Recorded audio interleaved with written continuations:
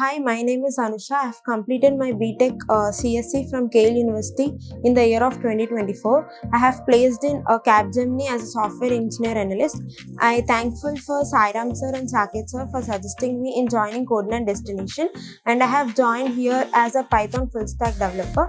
And also, I am personally thank Pooja ma'am, Anusha ma'am, and Ambika ma'am who helped me in gaining hands-on experience in Python full stack development. And joining in Codeland Destination has helped me to crack my interview and solve the coding questions. Thank you, Codeland Destination. నమస్కారం సాయిరామ్ గారు. నమస్తే అండి. Inter తర్వాత ఎవరికైనా సరే అండి వాళ్ళ ట్రెండ్ని బట్టి ఒక 5 ఏళ్ళు నా జీవితానికి ఏ డోకా లేదు అనుకునేటువంటి స్కిల్ ఏదైనా నేర్చుకొని జాబ్లో సెటిల్ అవ్వాలి అని అంటే కోజ్ఞాన్ తరపున as a career guide coach ఏం చెప్తారు? సో ఇంటర్ తర్వాత అంటే వాళ్ళకి ఇప్పటికిప్పుడు జాబ్ చేయాల్సిన అవసరం లేదండి. ప్రపంచం మొత్తం ఇప్పుడు మాట్లాడుకున్న technology AI, artificial intelligence, open AI, chat GPT ఇది.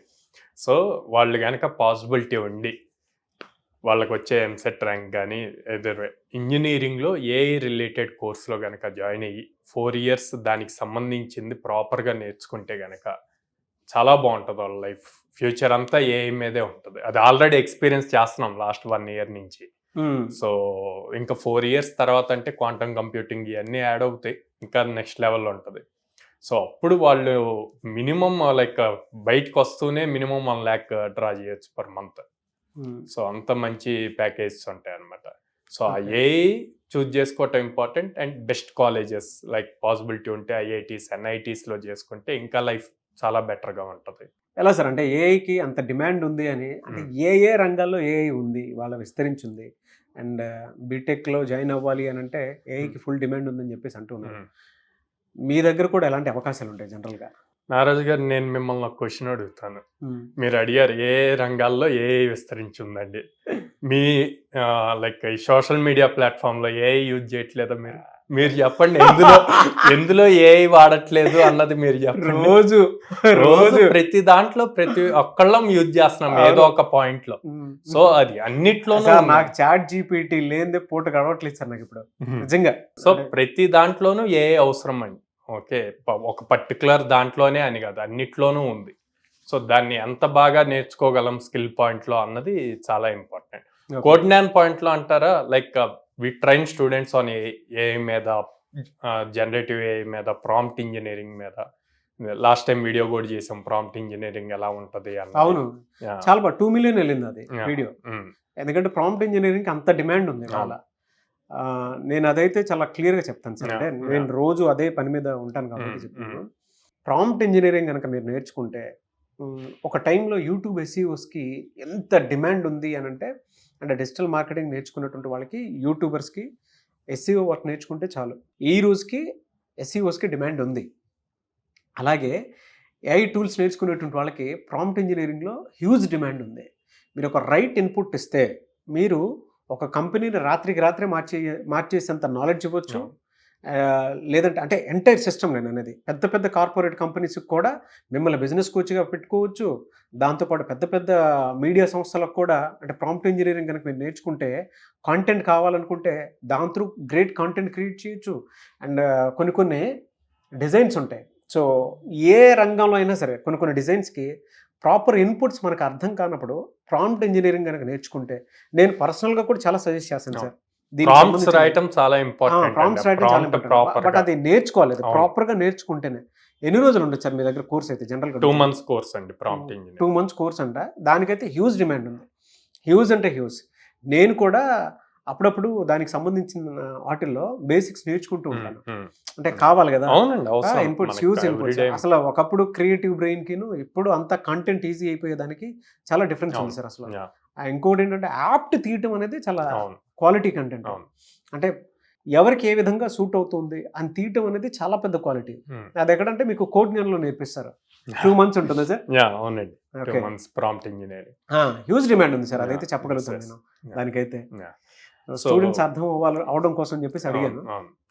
సో ఇంటర్మీడియట్ అయిపోయి ఏఐ సైడ్ అట్లా జాయిన్ అవుతున్నాము బీటెక్ కోర్సెస్లో అంటే కనుక లైక్ మనం దాని బేసిక్స్ వాళ్ళకి ఫస్ట్ ఇయర్లో పైథాన్ ప్రోగ్రామింగ్ ఉంటుంది అనమాట. అండ్ మెషిన్ లెర్నింగ్ ఉంటుంది. సో అవి మనం before they joining in to the engineering మన దగ్గరకు వస్తే అవి నేర్పిస్తాం. సో వాళ్ళకి లోపలికి వెళ్ళాక ఈజీ అవుతుంది ఇంజనీరింగ్లో జాయిన్ అయ్యాక. ఓకే. ఎలా అంటే జనరల్గా మామూలుగా అడుగుతున్నాను సార్, వీటికి శాలరీస్ అసలు ఏ విధంగా ఉన్నాయండి బయట? ఏఐ బేస్ అండి. అవును. ఏఐ బేస్డ్ వన్స్ వాళ్ళు పాస్ అవుట్ అయ్యి బయటకు వస్తే కనుక నెక్స్ట్ 4 years తర్వాత మినిమం 1 lakh ఉంటుందండి. ఓకే.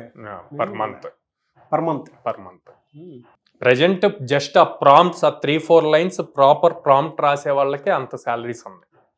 దానికైతే 50,000 నుంచి 50,000 రూపాయల నుంచి ఉంది. ఎందుకంటే depends on company. Yes, depends on company ఉంది.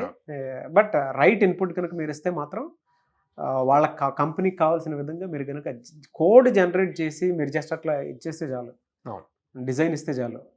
పర్టికులర్ అంటే ఆ కంటెంట్ స్ట్రక్చర్ కానివ్వండి, కంపెనీకి కావాల్సిన స్ట్రక్చర్ కానివ్వండి ఇస్తే అంటే ఎక్కువ పని కూడా ఉండదు. ఎక్కువ పని ఉండదు.